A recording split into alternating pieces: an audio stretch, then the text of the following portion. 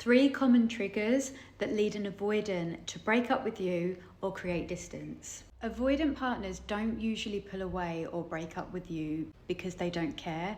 It's usually because something in them has been activated. And once you understand that, their behaviour starts to make a lot more sense and you stop blaming yourself so much. And as a relationship coach and therapist, I'll dive into the reasons why. A lot of people assume that avoidant partners distance themselves because they're cold or uninterested. But usually it's a lot more complex than that and a lot more human.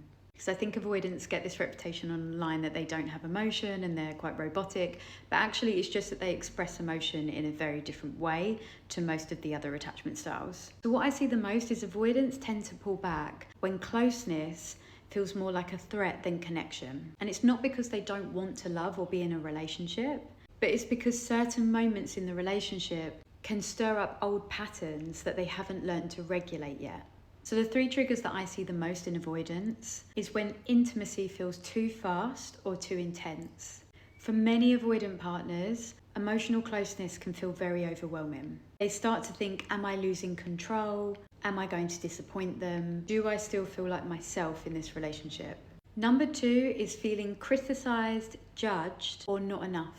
Even small moments of tension hit the avoidant a lot deeper. That's because they haven't learnt to regulate their emotions or been around a lot of heavy emotion in their childhood. You have to remember that their parents very much dismissed their emotions, didn't speak about emotion, or wasn't there altogether. So their instinct becomes pull back before this leads to rejection. So instead of working through that conflict, they start to shut down to protect themselves. And this is when we see the withdrawal or the breakup. And number 3 is a sense that their autonomy is being limited.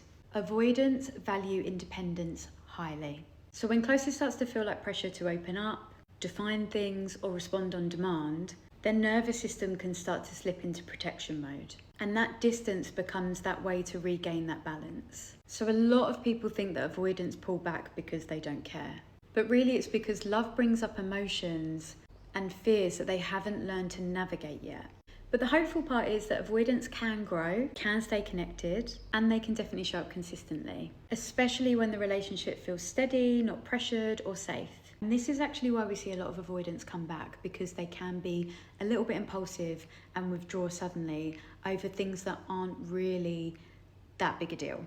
If you're with an avoidant, you don't need to shrink and you don't need to change yourself, but you can simply learn a rhythm that may suit the avoidant slightly better and also encourage them to learn how to regulate their emotions by reaching out to maybe a coach or a therapist that specialises in attachment theory. And when both partners understand that flow, the relationship becomes smoother and calmer.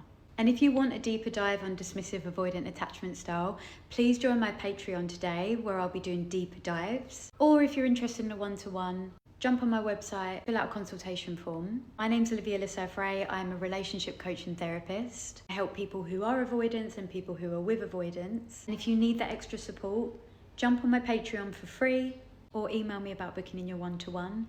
Whatever it is you need to heal, reach out to me today. All the links are in my bio and I look forward to helping you heal.